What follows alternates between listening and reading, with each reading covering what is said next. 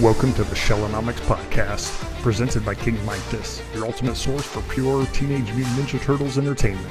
Stay tuned and dive deep into the Turtleverse with us. Catch all the action on YouTube and Twitch for non-stop Ninja Turtles adventures and retro gaming thrills. King Mike and the heroes in a half shell.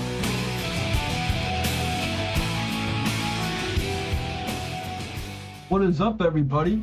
Shellonomics once again. This is going to be episode 3, a thing about rats from the original cartoon. We're going to be breaking it down with a little watch along here. This is what we still believe what started Turtle Mania was this cartoon, and it's a fantastic 5-part miniseries. If you guys have not seen it, if you're little, I grew up in the 80s. I'm going to be 40 at the end of this year. This is what I grew up on. If you have never seen the original series, I do hope you make time to watch the first 5 episodes. They are very insightful, very action-packed, good comedy in there as well, and just a great story.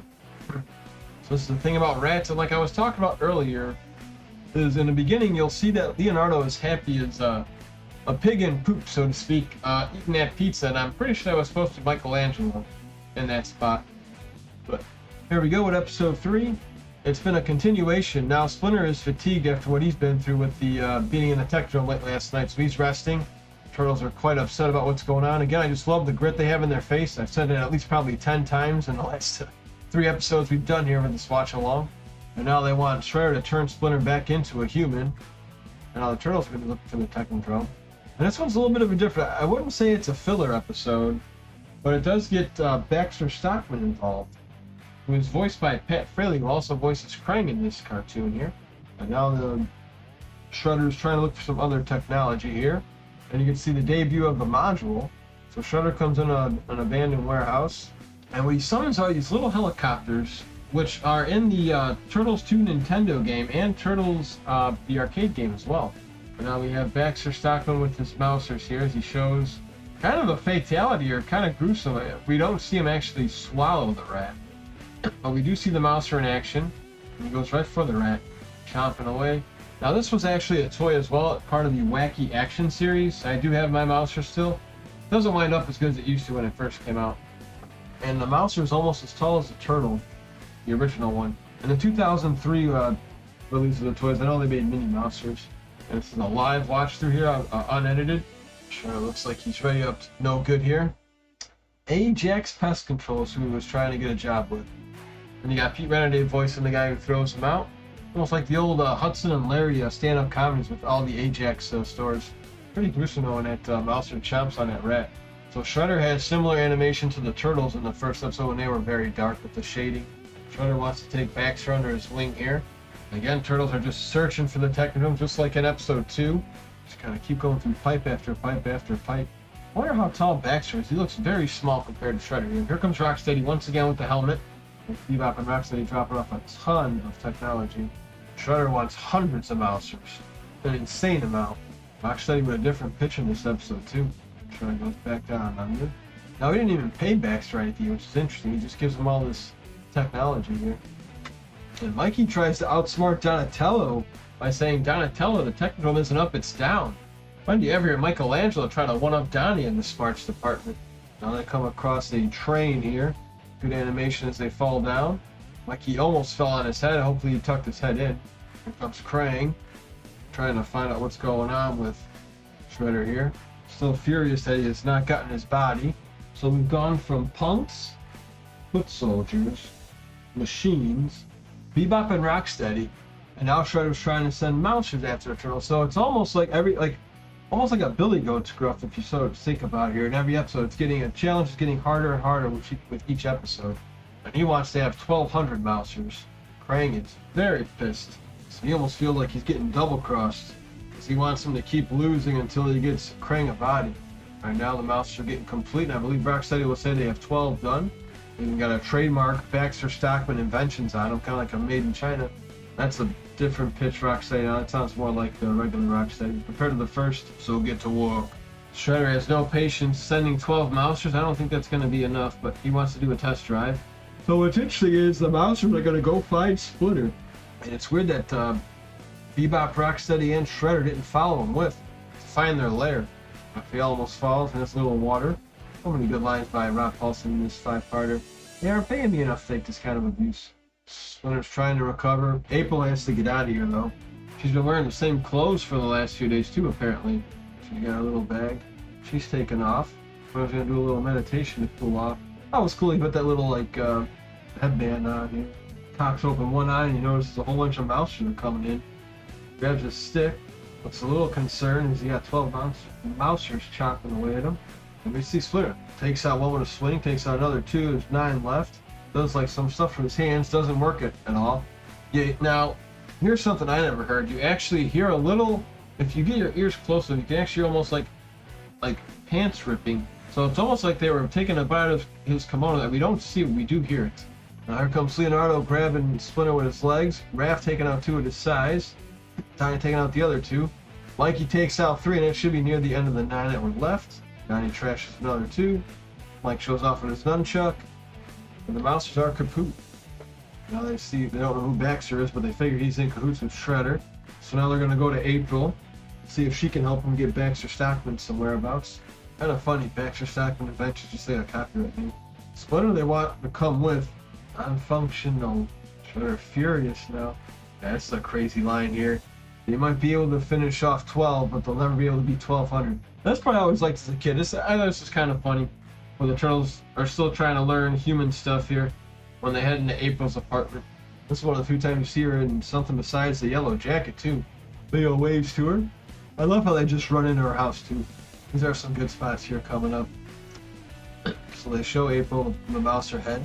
April's quite upset they only have a name. Raphael grabs a toaster painting. It says, "Where do you plug this thing in?" Splinter doesn't even correct Raphael, he just wants to go to bed. And here comes the funny stuff. So they also run around exploring. Now, I don't get this, but when you open April's refrigerator, I'm going to do some math for you guys. So according to what I see, there's 4 shelves. From a quick count, I don't want to be here all day. It looks like there's 33 frozen pizzas inside April's fridge. So maybe she had a thing for the bananas and sausage before she even met the Turtles. But they're all frozen pizzas. I love Donatello using the old phone, just pushing buttons when Burns talking on the answering machine. I'm surprised he doesn't know how a phone works. He knows everything else. He knew about the electronic receiver in episode 1. And now Raph's in the back, trying to take a bubble bath. Thinks 1 cap full, which is a baseball cap, instead of a cap with a bottle. She gets a photograph of Baxter and then pulls an Alpha 5. Ay. Leonardo is apparently using darts with bubble gum. She screams for life because Mikey comes out with a burnt pizza in his hand. And Raphael comes strolling out of the bathtub with his cap full of a bubble bath, which I thought was funny. Mikey looks concerned. Baxter's picture is all soaking wet, but yet it somehow survived. Baxter's surrounded by 4 footies. Shredder wants Baxter to stick around. He says, "No, I'm out of here." And then he tells the Foot to finish him. So he grabs his van and takes off. And the Foot have some toy that I always thought would have been cool to release the Foot Cycle. They never had that as a release. They had a Foot Cruiser. That cycle would have been cool. It holds 4 foot soldiers. So now they're going to go and try and find Baxter. Here comes the 1200. So now he wants them to destroy Splinter, April, and the Turtles. I'm not sure if he gave him a photograph of the turtle, but they know where Splinter is. Get the Baxter's home now. Here come the foot soldiers with guns. So instead of shooting them from behind, they show them. Here comes Donnie with a garbage can. Nice kick. So Mikey uses something called the Manriki Gasari. So a little step back in using their weapons all the time. Raph just uses sword to trick a foot soldier. So there was no use of any weapons in that sequence compared to the first episode. But we did get some when they were taking out the mousers in their lair with Splinter. So Baxter and the Turtles are about the same height. Interesting. They're trying to interrogate him here. A very interesting line where Raphael says, "You better talk," because he's going to get sarcastic. And he pulls out the sigh. So it's like he's threatening him, but in a cute, funny way. Now I need to find a means of transportation to get to Shredder's warehouse. And they find the Baxter Stockman van with a whole bunch of gadgets. They left the keys in the car, which is weird, or they took them from it and we didn't show it. So Mikey's the first turtle to drive. Now they just realized that there's hundreds of them now, so they gotta go back to April and Splinter. And what I like here is April's gonna get into some action now. The mouse just chopped through the apartment. Got about 20 at the door. Splinter says, "Let's get down to business." Now, Splinter says to arm themselves, but he doesn't have anything. April's got like a bread roll and a frying pan. Shades of Roger Rabbit. Some good animation with April taking on a couple. I thought that was pretty nice. She's got one on the bread pole. She's smacking a whole bunch with the pan. Threw off the other one on the bread roll. Splinter with a nice kick. Just such good action these compared to the other seasons. Raph with a huge boot to one. Donnie takes out 3 with a swing, playing golf. 1, 2, 3, 4 with Michelangelo. Gosh, I just love the nunchuck action here. And now Raph, Leo, and Dante got about another like 12. But the building's going to collapse, similar to episode 1. Now they run to get the ropes, but our 2 mouse are still chomping away. They grab the ropes. I'm not sure how they survived it, but they did. Now they're going to go look for the shredder again, as they just took out all those mousers because the building collapsed. And now Donnie thinks he's got a way to take over the mousers. And now Michelangelo, again my favorite, gets a nice little James Bond look here because he's going to go in undercover, so to speak, and see how it works. Goes crawling under, finds a crate to get in through, gets in, can't find the master control. Shredder catches him. Smart move by Shredder, though, not killing Mikey here, just in case he needs his backup. Sees that they're all here, though. And now Mikey's trapped. Mike's trying to find a way out. Then he hears somebody say, "Don't move." Kind of freaks him out. Sees this little dude free him. Now, all the remaining mice are going after the turtles. Mike finally catches who his rescuer is, and it's a big brain. Now he tells them where the master control is.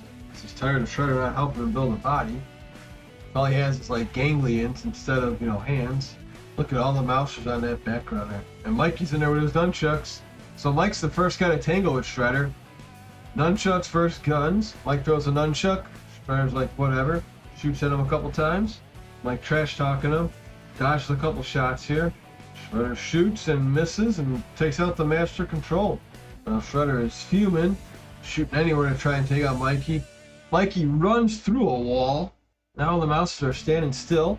Now down with his little control, which is Baxter's original control. Sends him in to break up the building. Storming in now. Building's breaking. Shredder gets in the module on time. That module takes him all the way to safe headquarters in the Technodromes. It rolls away. The building blows up with some red smoke. They still don't know if Michelangelo's around. They hope he is. Searching for some rocks. And there comes Mikey. So he just loves hide and seek. And now Mike's explaining who he saw. Now making fun of him about praying.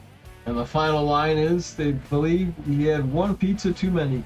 With the Rob Paulson voice coming out of Donatello's mouth. So another error. I'm surprised they never fixed that in post-production. That is last episode 3, A Thing About Rats. If you guys are enjoying this, be sure to like and subscribe to YouTube. We also are on Spotify. We do some gaming on Twitch. And we look forward to seeing you in episode 4, Hot Rodding Teenagers. That'll be our next podcast episode. Ta-ta. King Mike and the heroes in a half shell.